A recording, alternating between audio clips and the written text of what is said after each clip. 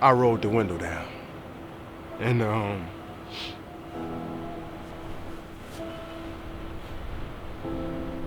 I fired the weapon. And unfortunately, a young man lost his life. My name is Rashawn Sullivan. Hear my story. I grew up in Syracuse, New York. I grew up in a broken home. I was raised by my grandmother and around people who didn't know how to live, and I adopted that lifestyle.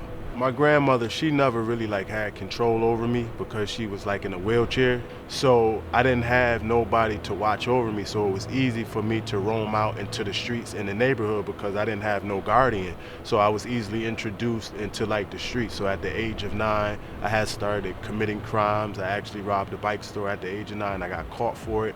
So I get out of juvenile, I go back into a drug-infested, crime-related environment back with my grandmother, and I get around a bunch of old friends who had graduated from robbing bike stores and laundromats into actually selling drugs and carrying guns. So I easily adopted that lifestyle.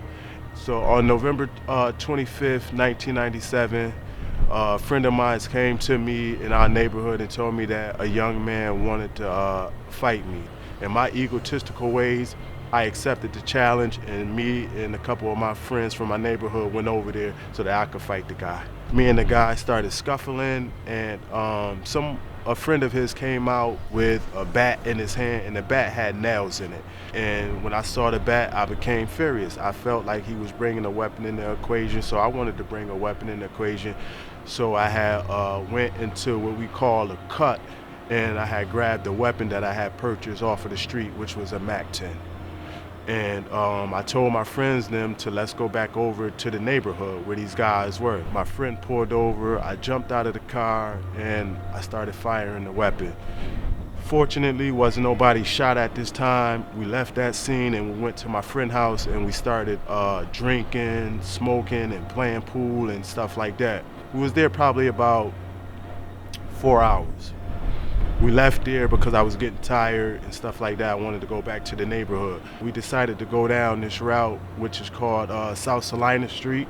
My friend, he observed 2 of the young men that was from this neighborhood before I did, and he told me that there they go, basically. And I told my friend, you know what, I don't really feel like they're part of it. And he felt like that if the shoe was on the other foot, and the guy in them caught me with my friend, that regardless if I was a part of the situation, that they would still fire at me. And I believe that to be true. And my friend said that if I didn't want to fire the weapon, that he would do it. And at that moment, to be honest, I panicked. I thought he was challenging my manhood, and so I told my other friend to circle the corner. Everybody was just quiet. We circled the block, and I saw the guy, and my friend, he rolled up on the sidewalk, and I rolled the window down. And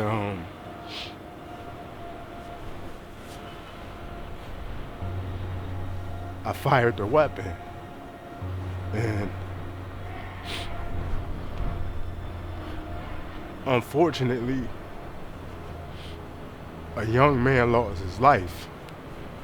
And my friend, he just drove off.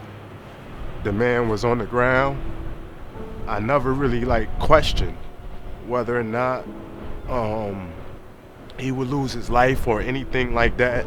I just wasn't really aware of that. I wasn't aware of my actions. I didn't think that someone would die from my actions. And we left there, we went back to our neighborhood, and we got out of the car, and we went our own ways like nothing never happened. But the truth is, something really did happen that day. Somebody lost their life.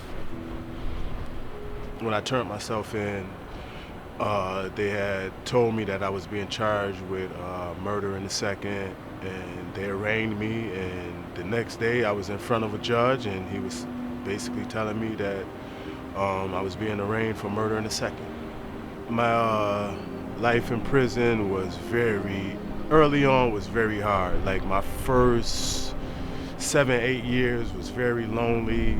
My grandmother had died on me. My best friend, he was shot because of my shenanigans. Prison was really hard on me my first 8 years. And 2007, I met a man, we called him Doc. He was in a wheelchair. And I started pushing him around in his wheelchair. And the only reason why I pushed him around in his wheelchair is because him being in a wheelchair reminded me of my grandmother. My grandmother was in a wheelchair. And this individual, he had already like 25 years in prison. So he asked me what I was in jail for. I told him, and he asked me what I wanted to do about it. I told him that I wanted to change my life. I told him my circumstance as far as me not being with my family, and he told me that, hey, listen, I can help you restore all that and get all that back, but there's some things that you're gonna have to do. And one of the things that you're gonna have to do is you're gonna have to get your life together. You're gonna have to become remorseful for what you did, and then you're gonna have to put together like a redemption plan to show that you're remorseful. So that's kind of like how my journey was in prison. It was real rocky early on, but like my last 8 years was very educational and transformative. I had got a job working with like youth at risk and stuff like that out of Southwest Community Center, and these people actually helped me do something that like I could never thank that center or that recreational center enough. Like they actually helped me apologize to the young man family, and that's something that I was able to do. I was able to actually go to the event where it actually happened at, on the corner that it actually happened at, where I ended the young man life. The news people was there, the community was there, my family was there, the young man family was there, and I apologized because I was wrong.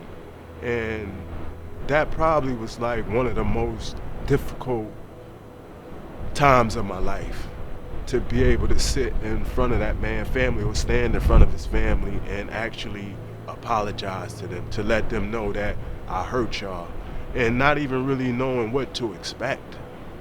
So what I would say to an individual who is traveling down the road that I once traveled down is that proper education always correct error. Get an education, because by doing that, you're going to be able to actually control your thought process that could prevent you from actually making a poor decision.